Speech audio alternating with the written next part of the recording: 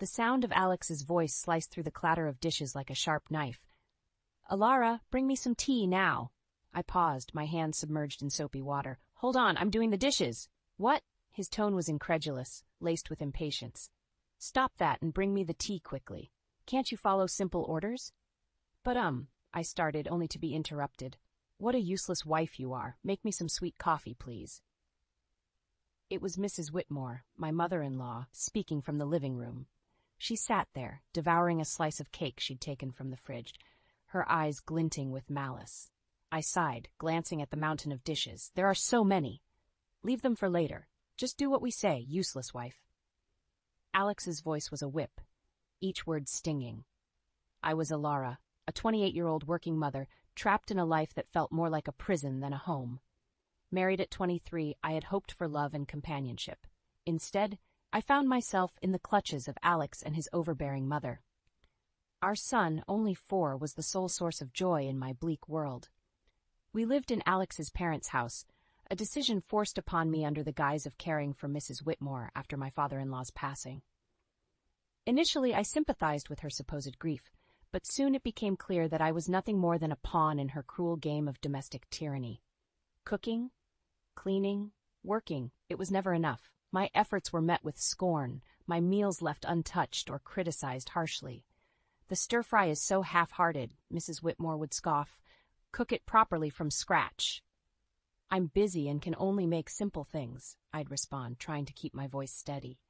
"That's why I hate backtalk from a daughter-in-law," she'd snap. "Cook from scratch. Why don't you cook then? You're a good cook, right?" I dared to retort once, immediately regretting it. "Why would I do housework when you're here?" Her response was cold, dismissive. "Are you out of your mind?" Their cruelty escalated over time, shifting from harsh words to a chilling silence. They began to ignore me completely, as if I were a ghost haunting my own home. My presence, once merely undervalued, now seemed entirely invisible. 5 years passed in this suffocating atmosphere. Alex and I turned 35 and 33, respectively. Our son grew, yet the oppressive air in the house remained unchanged. My mother-in-law, now 63, seemed to thrive on my misery. One evening, as I trudged home from work, a heavy realization settled over me. My existence seemed pointless in their eyes. I was a shadow, unseen and unheard. The only voice that acknowledged me was that of my son. The thought of losing even that small recognition was unbearable. Returning home, I began cooking immediately, trying to push away the gloom. I prepared mapo tofu, fried chicken, and a stir-fry with bell peppers and pork, hoping to bring some semblance of normalcy to our dinner. "Bring me the mayo," Alex commanded abruptly, breaking his long silence. "Sure, here you are," I replied, handing him the mayonnaise. His first words to me in ages were not of gratitude or conversation, but a mere order. It was the final straw, the breaking point of my patience and tolerance. The evening took a turn for the worse when Mrs. Whitmore demanded, "Clean the toilet." "What? Now?" I was aghast. "Yes, now," she insisted, her voice dripping with venom. I snapped back, unable to contain my frustration. "Don't say such a thing while we're eating. It's nasty." "Just like your heart," she hissed. Our argument escalated quickly, with Alex interjecting, demanding I apologize to his mother. But I refused, standing my ground for the first time in years. The conflict reached its peak, and in that moment, a decision crystallized within me. I needed to escape this toxic environment, not just for my sake, but for my son's as well. I retreated to my room, my resolve hardening. I downloaded divorce papers, filled them out, and slammed them in front of Alex. His shock was palpable, but I felt nothing but a cold determination. "I'm filing these," I declared, my voice steady. As I stood there facing my husband's bewildered expression, I realized I had finally stepped out of the shadows. It was time to reclaim my life. The days following my declaration of divorce were a whirlwind of cold glares and biting remarks. But amidst this storm, I found an unfamiliar sense of liberation. One evening, as I served dinner, Mrs. Whitmore looked at the meal with disdain. "You call this food? Even a child cooks better." I bit my tongue, focusing on my son's smiling face. "Eat up, sweetheart. I made your favorite tonight." Alex chimed in, his voice dripping with sarcasm. "Oh, playing the perfect mother now, are we? What a joke." I could feel the anger bubbling inside me, but I kept my composure. "I'm just trying to make a nice dinner for our son." Mrs. Whitmore snorted. Don't act high and mighty. You're just a burden in this house. The tension at the table was palpable. Alex's attempts to belittle me only intensified. So, Alara, have you thought about how you'll survive after the divorce? You can barely keep a house, let alone your own life. I looked him straight in the eye. I have been supporting this family for years. I'm not worried about taking care of myself and our son. His smirk faded slightly, a flicker of unease crossing his face. Mrs. Whitmore quickly intervened. Don't be absurd. You need us more than we need you. The conversation turned to finances, a topic they usually avoided. You do realize that without my salary, this household would crumble? I stated, more to myself than to them. Mrs. Whitmore scoffed. We'll manage. We don't need your pity money. But Alex's silence spoke volumes. He knew the truth. Without my income, they would be in dire straits. In the following days, their behavior became increasingly erratic. Mrs. Whitmore would oscillate between trying to sweet-talk me into staying and hurling insults when I didn't comply. Alex, on the other hand, seemed lost, his arrogant facade crumbling as the reality of his financial dependence became undeniable. One afternoon, I overheard a conversation between them that chilled me to the bone. She can't leave us like this, Alex hissed. We need her money. Mrs. Whitmore's reply was cold and calculated. Don't worry, I have a plan. We'll make her life so miserable she won't dare to leave. Hearing their true intentions laid bare was a revelation. They didn't care about me or even our son. It was all about control and money. That night, as I lay in bed, a plan began to form in my mind. If they wanted a battle, I would give them one. But it wouldn't be fought with words or petty arguments. I would hit them where it hurt the most, their pride and their pockets. The next morning, I started putting my plan into action. I contacted a lawyer, a sharp, no-nonsense woman who came highly recommended. I want a divorce, and I want to make sure they don't get a penny more than they deserve, I told her. She nodded, her eyes glinting with determination. We'll make sure of that. You've been the sole breadwinner, right? We'll use that. As the days passed, my resolve only grew stronger. I started documenting everything, the insults, the financial manipulation, even the smallest of grievances. It was time to turn the tables. It was time for them to face the consequences of their actions. And as I built my case, a sense of empowerment filled me. For the first time in years, I felt like I was in control of my own destiny. The shadows of contempt were slowly lifting, and in their place, a new dawn was emerging. As the divorce proceedings began, the atmosphere in the house grew increasingly toxic. Yet, with each passing day, my sense of fear diminished, replaced by a steely resolve. One evening, Mrs. Whitmore tried a different tactic. Alara, dear, why don't we forget all this nasty business? You know we're family. Her words dripped with insincerity. I met her gaze, unwavering. Family doesn't treat each other the way you've treated me. Alex, who had been quietly observing, scoffed. Oh, playing the victim now? You're not as innocent as you pretend to be. I felt a surge of anger, but kept my voice calm. I'm not playing anything, Alex. I'm just no longer willing to be your scapegoat. The conversation turned, as it often did, to finances. You think you can just take our son and leave? How will you support him? Alex challenged. I smiled, a small, confident curve of my lips. I've been supporting this family for years. I think I can manage. Mrs. Whitmore's expression twisted into a sneer. You're nothing without us. You'll come crawling back. But their words no longer held power over me. I knew my worth, and I knew the truth. The next day, I met with my lawyer again. She laid out the strategy clearly. We'll expose their financial dependency on you. It will play a crucial role in the custody battle and the division of assets. I nodded, feeling a sense of vindication. The law was on my side, and I was ready to fight. Back at home, the tension reached a boiling point. Mrs. Whitmore's attempts to undermine me became more desperate. You think you're so smart, she spat one evening. But you're just a cold-hearted woman, abandoning your family. I looked her straight in the eyes. No, I'm a woman who's finally standing up for herself. Alex jumped in, his voice laced with venom. You'll regret this. You can't survive without me. But his threats fell on deaf ears. I was done being intimidated.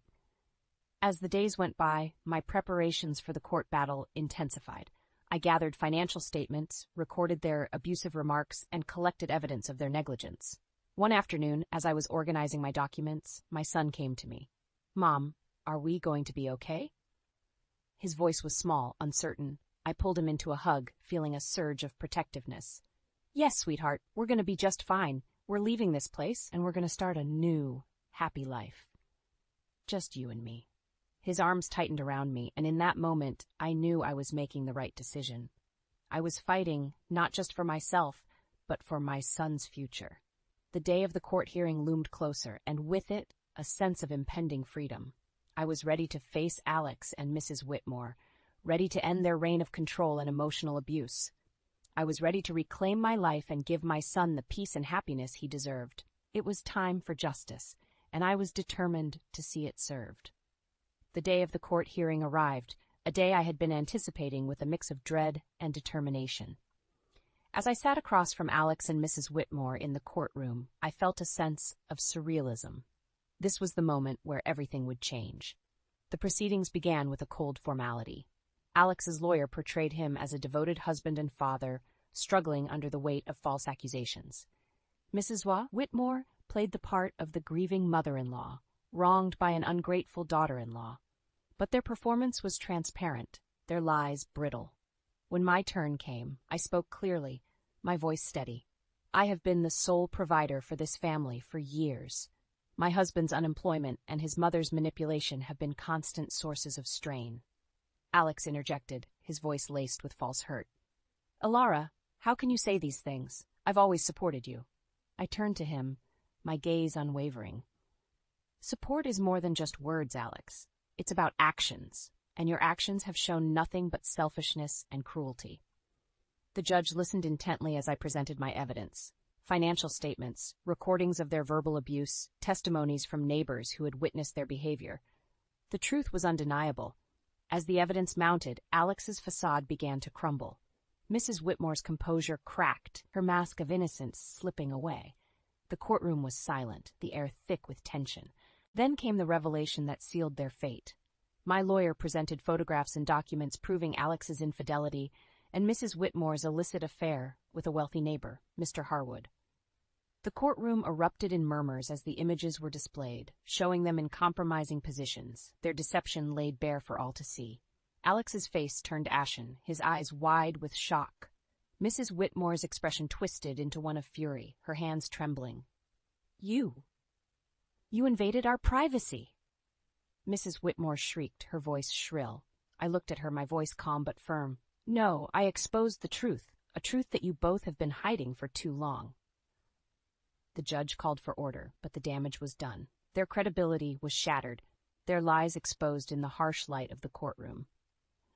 As the hearing came to a close, the judge's verdict was clear. I was granted full custody of our son, and a fair division of assets was ordered. Alex and Mrs. Whitmore were left with little more than their shattered reputations.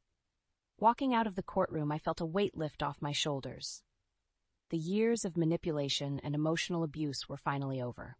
I had stood up to my oppressors and emerged victorious.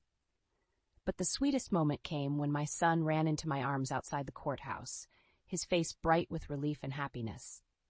"We did it, Mom," he said, his voice filled with joy. "Yes, we did," I replied, holding him close. "We're free now. It's just the beginning for us." And as we walked away, hand in hand, I knew that this was not just a victory for me. It was a victory for every person who had ever been made to feel small, powerless, or unworthy. It was a victory for truth and justice. It was the start of a new chapter, a chapter filled with hope and the promise of a brighter future. The aftermath of the court ruling was immediate and tumultuous. Word of Alex and Mrs. Whitmore's deceit spread like wildfire, tarnishing their reputations in our small community. They were no longer able to hide behind their facade of respectability. In the days following the verdict, I focused on rebuilding my life with my son, but I couldn't ignore the sense of satisfaction that came from knowing Alex and Mrs. Whitmore were facing the consequences of their actions. One evening, as I was preparing dinner, I received an unexpected visitor.